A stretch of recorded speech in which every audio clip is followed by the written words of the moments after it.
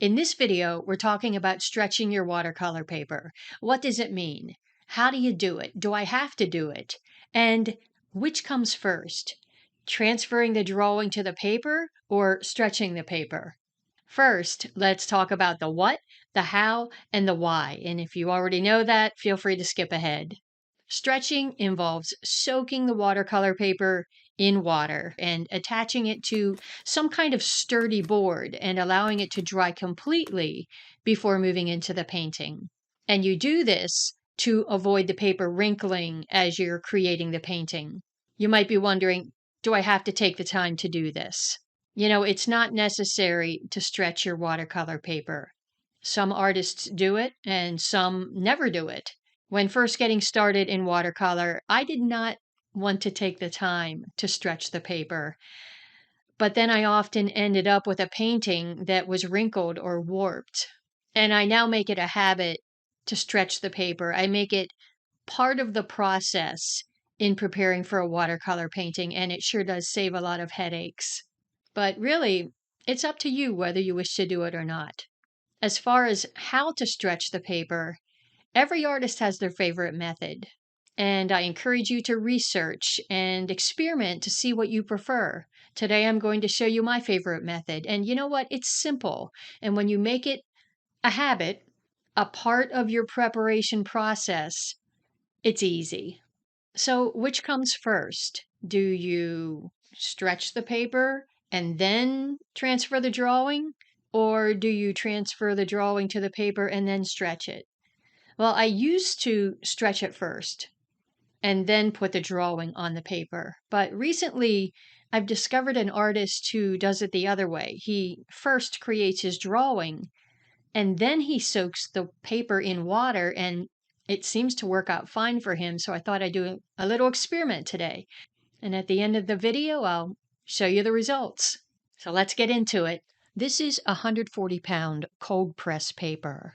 One side of the paper is a little more rough and the other side is smoother. I like to use the smoother side with the logo on it, but feel free to use either side. This is a drawing of a girl. I'll be painting her portrait. I created the drawing on tracing paper. To transfer the drawing to the watercolor paper, attach the tracing paper to the watercolor paper with tape. I'm using masking tape. I'll use graphite paper to transfer the drawing to the watercolor paper. One side of the paper is darker and the other side is lighter. Lay the dark side down facing the watercolor paper. I'm using a mechanical pencil to trace and transfer the drawing to the watercolor paper. You might need to experiment with how much pressure to use. So lay in a couple lines and then check and see how it looks. If it's too pale, you might want to use a little more pressure. If it seems too dark, use a little less pressure.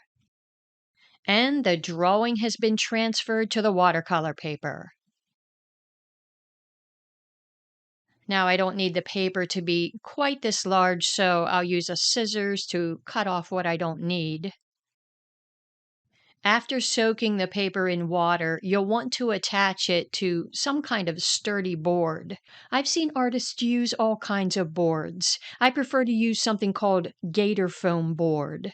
This is a sturdy foam board that you can staple or tape the watercolor paper to, and it will keep the paper flat as it dries and during the painting. We'll also use an inexpensive stapler and staples, and you'll need some kind of tub for water, or you could use your bathtub or whatever you prefer. So we've got the drawing transferred to the watercolor paper, and now let's see how it works out when I stretch or soak the paper in water. I'm filling the tub with clean water, about a half to 2/3 full. Lay the paper in the tub of water so it's completely covered. I've learned that soaking the paper for around 4 to 5 minutes works well. I used to do it for 3 minutes and I would still have some trouble with buckling, but you don't want to go over 9 or 10 minutes. It's been about 4 minutes and I'll lift the paper out of the water and give it a little shake to release the extra water. Place the wet paper on the Gatorfoam board, making sure it's flat. And I'll open the stapler and staple right around the edge.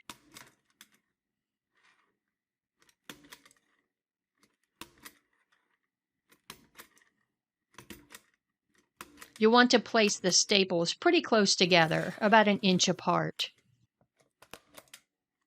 Staple all the way around the edges of the paper. Now you might see a little bit of wrinkling or buckling while the paper is wet, but it's okay. It should dry flat. You want to give it time to dry. I usually place it somewhere safe and allow it to dry overnight. And here's the drawing with the paper completely dry. If it feels cool to the touch, it's still wet and you'll want to give it more time to dry. The drawing is intact, even after soaking it in water. It didn't fade or warp. Now I'm wondering, can I erase any of the drawing? Let's give it a try. And it's good to see that I can still erase the drawing because sometimes I need to do that during the painting. So I'll keep the paper stapled to this Gatorfoam board during the entire painting. If I use a lot of water in the painting, the paper might wrinkle when it's wet, but it will dry flat. What have we learned today? Well, it seems that you can transfer the drawing to the watercolor paper either before or after stretching the paper. And I encourage you to do a test run yourself just to make sure it works for you.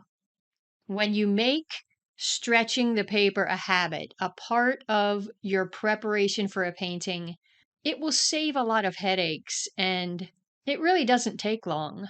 If you have a suggestion or a question, leave it in the comments. And if you found this video helpful, click the like button and subscribe to the channel. And I sure do appreciate it. Thanks for watching, and I'll see you soon.